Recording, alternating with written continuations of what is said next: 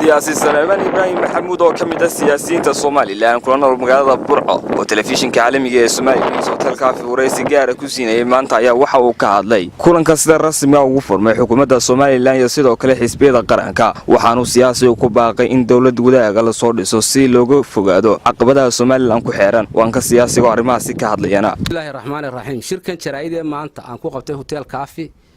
waxaan kaga hadlayaa oo aan ku hambaliyeynayaa madaxweynaha Jamhuuriyadda Soomaaliland Muuse Biixi Cabdi aqbalaadda uu aqbalay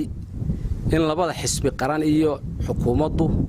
ay masiirka dalka iyo siyaasadda inay ka wada hadlaan iyadoo maanta marxaladda dalka ay marayso xilligii 1997 xilligaas oo ay political crisis jiray in maantana xaaladii oo kale uu dalku aadmoodeyn ku jiro loona baahan yahay sidii marxuum Maxamed Ibrahim Ciyaal madaxweynihii xilligaas uu sameeyay political reformka ee uu isku soo dhaweeyay jinaaxyadii kala fogaa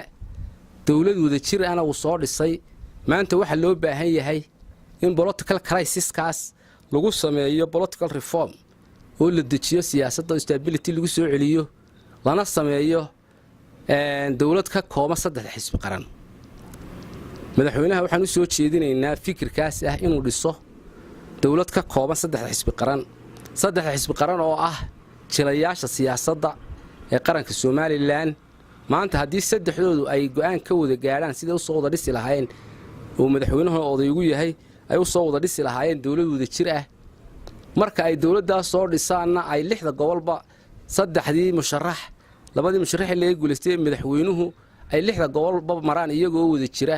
oo ay dadka u sheegaan in siyaasadii iyo khilaafaadkii la xaliyay lana dhisay dawlad midnimo qaran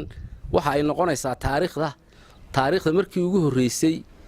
ee waxa weeyaan bariyahan dambe oo dhan Soomaaliland ay gaadho guul siyaasadeed oo degan isla markaana ay difaaci karto siyaasadaha geeska ee inagu xeeran iyo isbedelada ka socda taasoo hadii aan loo midoobin oo saddex xisbi qaran oo ajilayaasha siyaasadda aan u midoobin oo aanay soo dhisin aan la soo dhisin dawlad midnimo qaran ay dhici karto in Soomaaliland wiiqanto mudane madaxweyne waxaan kuugu talinayaa inaad ku dhiirato fikirkaas ah dawladda midnimo qaran taas oo stability policy ay ku iman karto oo waxa weeyaan maanta jeegaan diid ayaa maanta dalkii haysta labada fikradood ayaa ku loqlamaya marka in fikirkaasuna meesha ka bixi doono jabhadaha samaysmayna ay soo xaroon doonaan isla mar ahaantaana dadku uliya diirkeedu noqon doono taasuna waxay ku noqon doontaa guul siyaasadeed oo aad gaadhay waxaana dawladnimada iyo nidaamka dawladnimada iyo sixir bararka iyo wax kasta oo jira waxa weeyaan